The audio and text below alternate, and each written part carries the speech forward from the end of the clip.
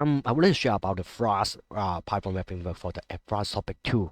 And today I will cover the about sending email and then how to modify the user interface with integrate with Bootstrap, user face line plugin, and then handle the date and time for the internal and then the internationalization so that you can have multi-language support for your web application, and how to use Ajax in the framework, and then some application structure recommendation.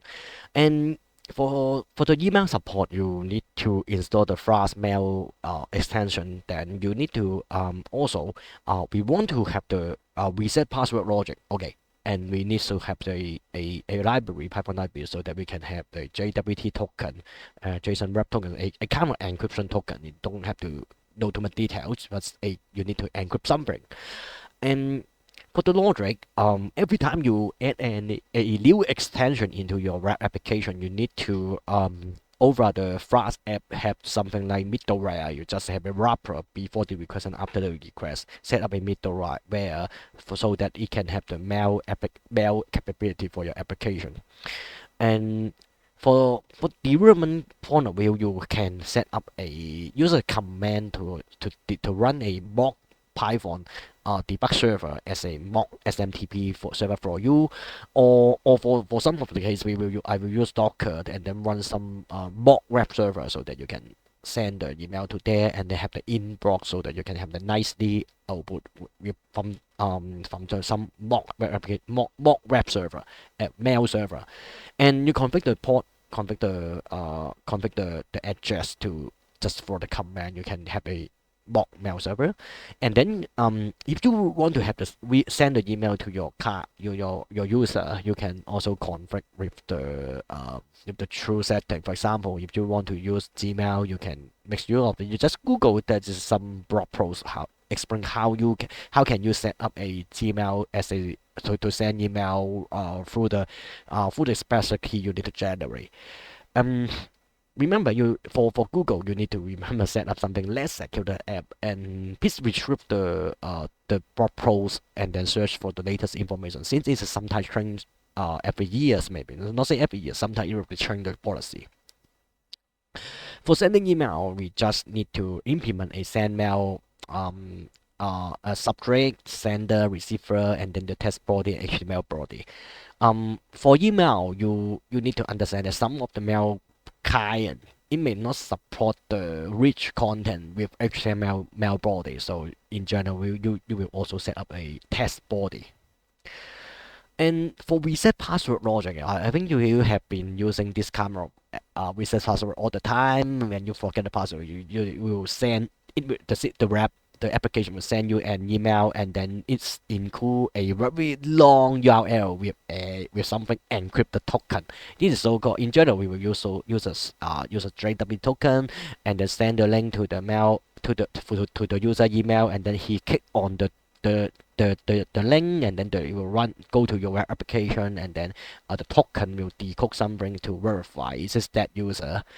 Um, Here is an example code. You just need to call the JW2 encode, and then you give them the data and then the secret encryption value, and the hash algorithm. It will give you a token, and then you decode your token with the shared secret, and then the algorithm you can decode it.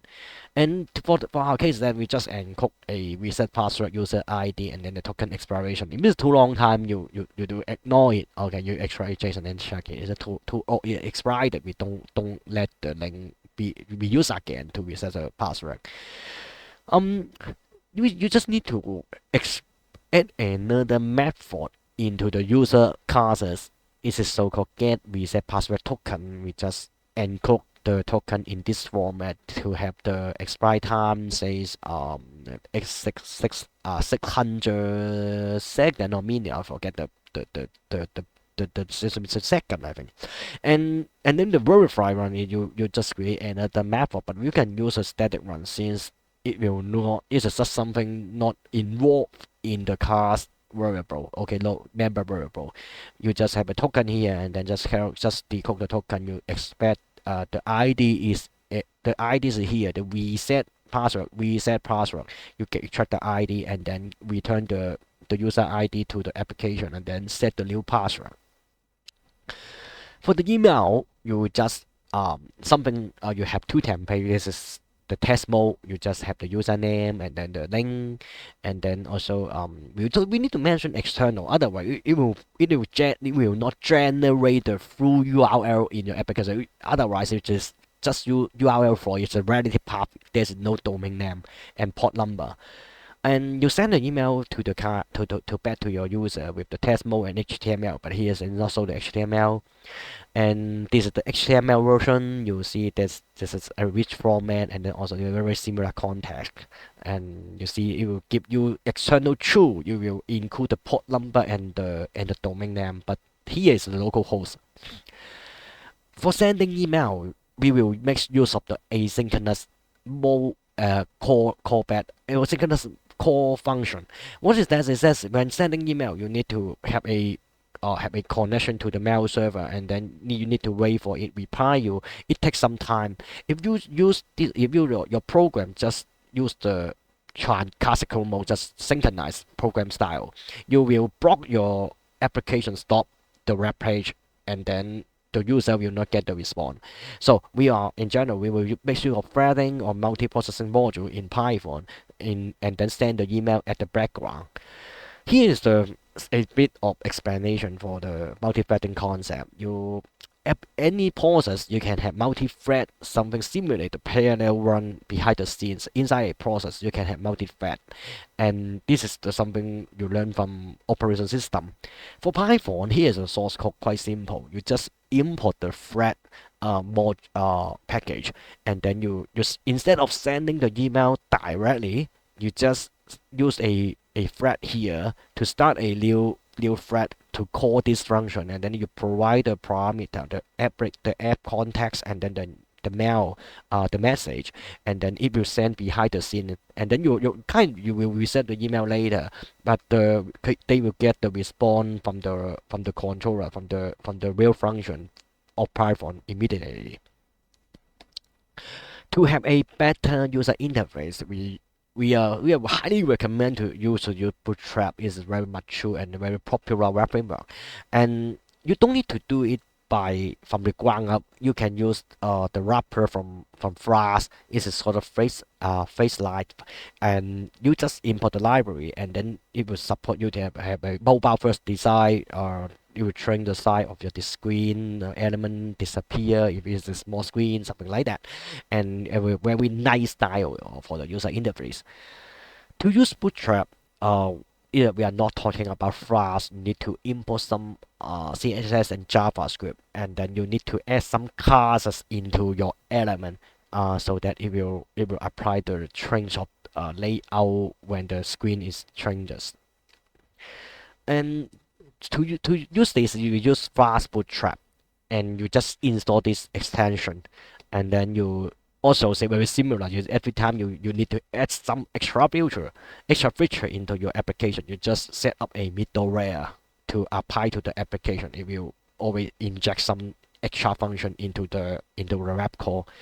And from the base template, we will use the base template from Bootstrap. You will not see it in your folder, but this is something like inheritance. You inherit from Bootstrap base, and then you just fill in the title, fill in the navigation bar, fill in the content. This kind of placeholder is from the documentation. It support this kind of template for you, and then all of the element inside the classes, you will see you have extra classes. For example, extra CSS classes, the container, a message, you will got some alert info. This is you can check the Bootstrap document. Okay, and the Flask Bootstrap will you also instead of you need to shrink the base class. Okay, shrink the base class, and also you can still replace the block here, but all of the information, all of the HTML, you see the import the Bootstrap, and then you using the WTF form. It's also support the WTF form module, and when you have this statement, your registration form will become the Bootstrap style. And remember, input the Bootstrap WTF, and then the quick form is something very nice. and you can save up a lot of your typing if you are not doing something very special in your web application for the form input. And also for the pagination, you also need to show some have to set up a previous page, next page, and the link will be graded if you apply the bootstrap here, the pager classes. And here is the update the trend before and after. You see the look and feel and of the application become much more professional with these changes. Now I would like to share about the daytime setup for the globalization. Yeah, you see that if your user will be international, different country, different time zone, they have different display and display format for time and days. You need to handle it. To handle this time zone is very complicated issue. In the past, you may have the people may use the server side to try to read the client location from the locale. Okay, we will mention locale. We'll talk about locale later. You just try to know about the client and then train the display. But for the modern situation, people prefer to using JavaScript or client side format to print the display to the clients. But in the server, we always send single type of output and then train it from JavaScript. And we will install a moment a plugin, Flask Moment. Moment.js is a very popular open source library, JavaScript library, to help you handle the different format of time and date through JavaScript. JavaScript will be more trustable for this case, since with MomentScript you will see the browser for the browser in the user computer, the location, the information much more than is sent to the server. In some case you may not know the correct format. Generally the correct format is do it in server side. And we install the Flask Moment. Okay. Then very similar process. Just add a middleware. Every time you have a middleware, you need to wrap it through the app, call it like that, and then you need to, since the moment is a JavaScript, you need to in the script block here use call the surprise as inheritance, and then you also need to include the moment JavaScript through the template. Then the whole of the website will be used as single template. Base template is common part. And using the moment.js is you just follow this kind of template format, and then you just give the very standard ISO format of the moment. It will automatically help you to convert the proper format.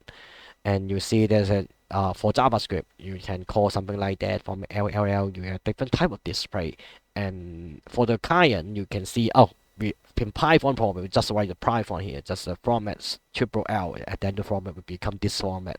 But based on the user browser setup in different location, different country. Oh, we just told you about how to handle the time and date display. We also want to have the multi-language for the web application. You have the English, maybe France, maybe Germany, maybe for our case it's Chinese, simplified Chinese, traditional Chinese, and you need to use the multi-language support package, Fast Bible. Bible help you to very similar. You extend the middleware, but during the configuration, you just told your application suggest the list of the language priority you want to have is. If you don't know, it will become English. If there is the other case, we detect that the browser is a local, the locale is this language, we try to use the most appropriate locale.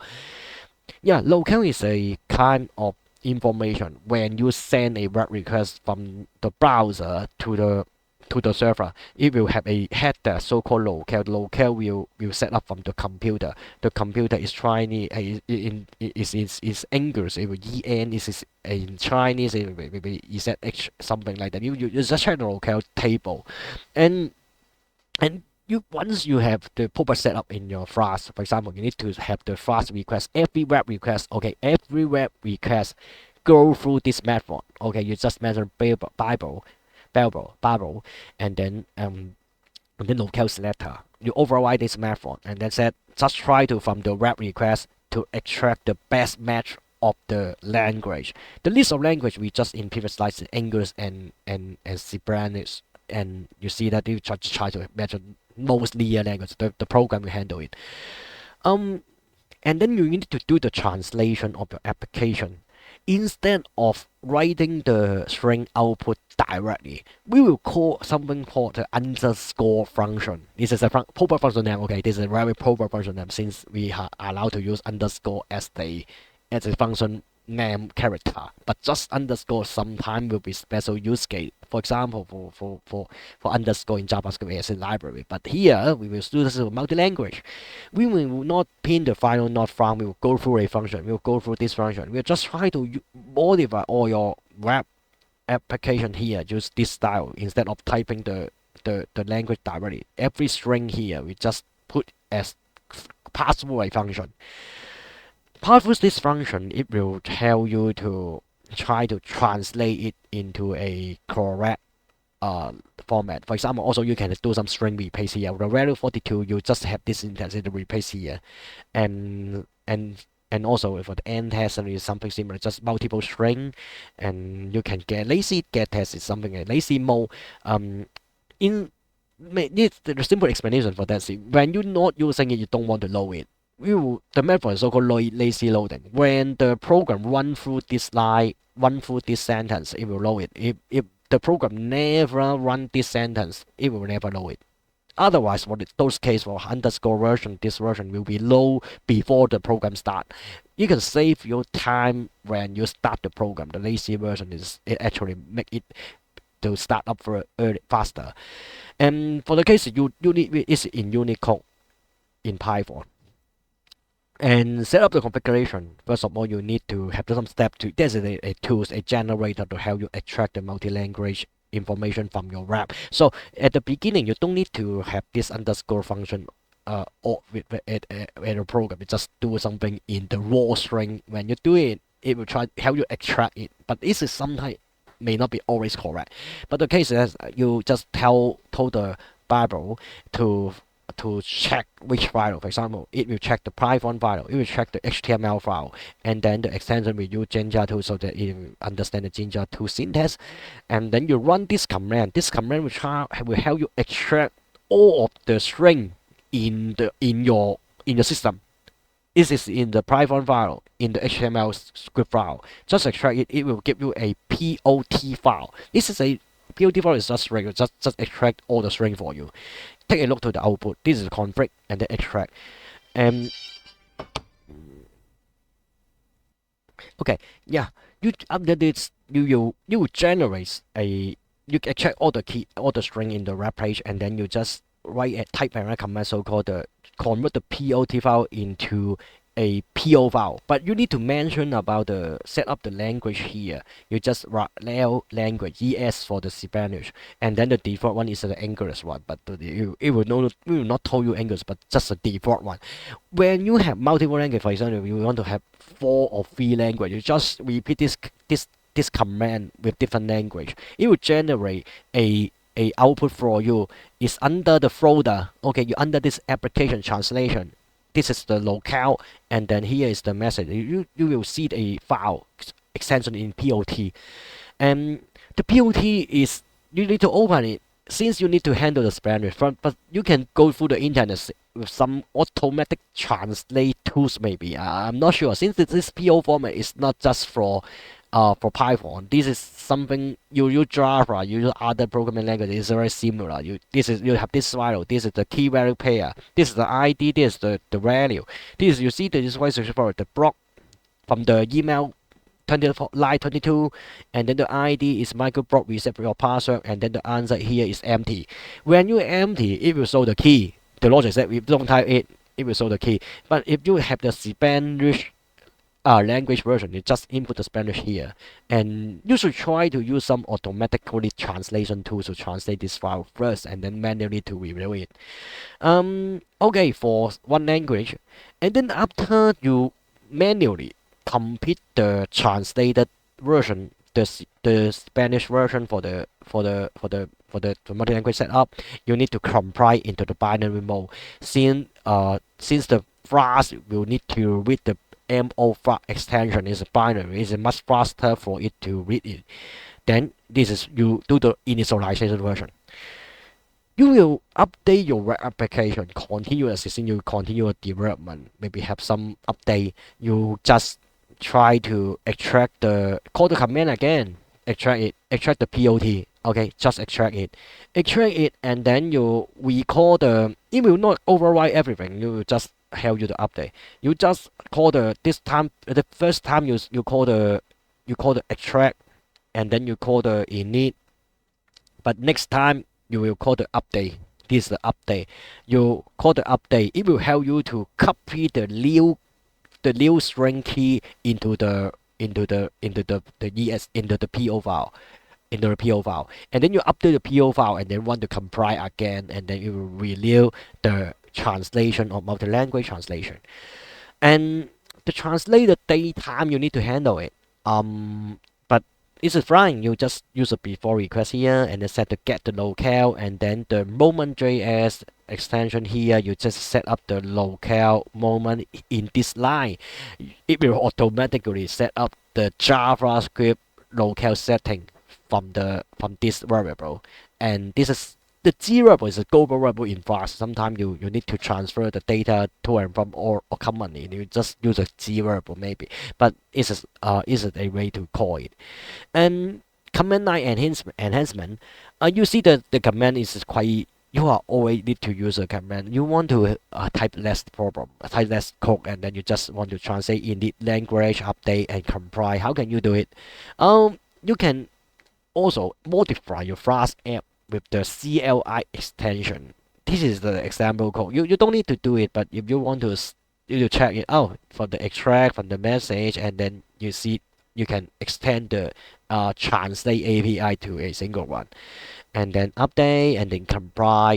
You have the Flask command to wrap those two command in before. Um, Now you go to Ajax. Ajax is something auto complete. You see that not say auto complete. You in the RAM after it loaded, and then it can still get new information or submit information to the server. This is one of the technology or technique is using Ajax. Ajax is the JavaScript something. You just call the in the past it's XML so Ajax, but now everything is JSON. You know there's JSON, and then you just makes the web page can update partially or load faster, and you can load the template and then get the data afterward. It is a logic. You just make a web request, and then it responds the data for you, and then update the web page so that you can have something very nice like Facebook or Gmail in the process the Ajax. But now it's a more advanced technology, so-called WebSocket, and this is the technology. And for Flask, you can also use Ajax. It doesn't matter. Since for your case is that you just have a pull request from JavaScript. You just write here. Just want to send some data to the server, pull request here, and then you just send to here, and they return some data to back to the SHJSON or a header. But sometimes if you have the domain is different, you will set up the allow cross domain situation, since the domain can get the domain from one domain to another domain is security issue. So if you allow it, you need to set this one. And here's the JavaScript. You just get the auto complete in this way. Its last topic is that if your code space is so bad, it give me a concern. Spider-Man is just when you start your project, if your if your if you don't do something very good, you need to refactor it and make it cleaner. This is our idea. We are sometimes refactor the source code all the time. If you are developer regularly, maybe every week you will feel I need to refactor it, make my source code better. And for our case, that if you are using some advanced IDE, for example, PyCharm or some extension in Visual Studio Code, it's still okay for you to extract function, rename variable, move the variable, but PyCharm will be very, very powerful. But be careful when you refactor something. If you don't refactor, you will find that wow, it's very complicated. If I do at the beginning, I will not have problem. This is something you want. You do something, follow the guideline, follow the standard, follow the. Don't repeat yourself, and also the conventional overconfig. We just follow the convention. And for Flask, it's a beginning. Wow, you see when you continue to develop your application, you will find wow, there's a lot of file, and then we want to package it. It's just move it. This is you need to use those tools, or at the beginning, just think about how you organize your file. But we have something called so-called blueprint in Flask to handle the foldering or embed the package. Um, But you after you can refactor, you can have the folder structure. But if as you know, if you have so many file movement, you will break a lot of source code, and you need to use the IDE to help you. If you can use PyCharm, PyCharm will be very very helpful. Um, but if however, if you know your application will be very complicated, it's a large application, and also you want to reuse something, you will be very hectic if you have a 50 plates or raw file. It's very, very long. You need to decompose it, and then we will have the blueprint structure to separate the file, the application into different area. Maybe it's admin, maybe customer, maybe something like that. Just decompose the application into a blueprint, and you can group the element. For example, group the route, group the real function, group the form, group the template, group the HTML, everything together, and then in a small package. This is the example of blueprint. You can have the application, and then one blueprint is grouping everything together, and then you can load the blueprint from the beginning to have some setup. But I will not mention too much detail here. But if you have a complicated application, please check out how can you use blueprint to group your module, group your sub module of your application together. And here you can have some handler, and then after you move the blueprint, you run the blueprint error handler. Okay, since it's moved to blueprint, and also from the source code changes, you will find this is some blueprint registration, so that you can compose your application through different blueprint together.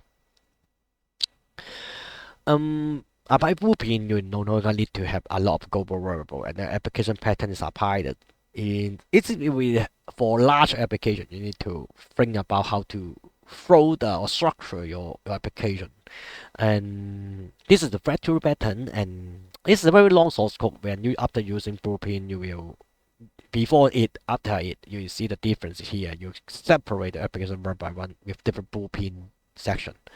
Okay, thank you.